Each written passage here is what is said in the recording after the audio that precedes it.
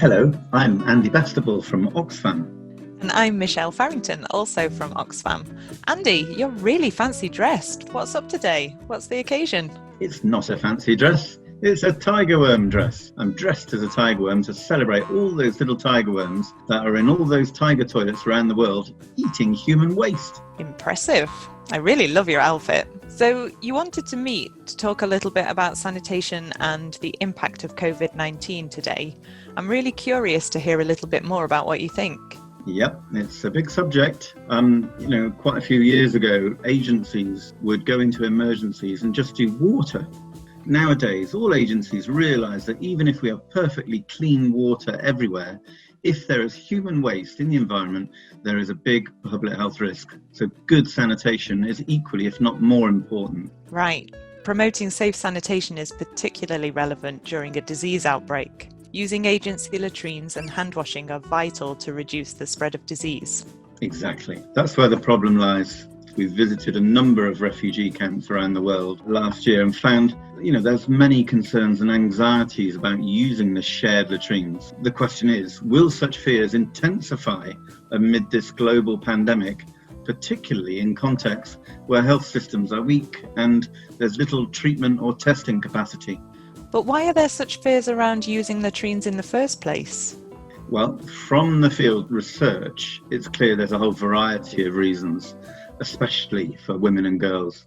They don't feel safe. They simply do not use the emergency communal latrines. Instead, they might find a utensil or a bucket in their house and use it for going to the toilet and then using it for washing and collecting water, which is obviously a very big public health risk. So it's that as well as a privacy and a dignity issue. This also makes me think, with our public health promotion work over the years, we've really focused more on listening to people, even if time is short, and particularly to vulnerable population groups who might not always speak up, like women or marginalised community groups, to really understand how they cope, how they perceive the risks and what their preferences are. Then we look for solutions that work for them.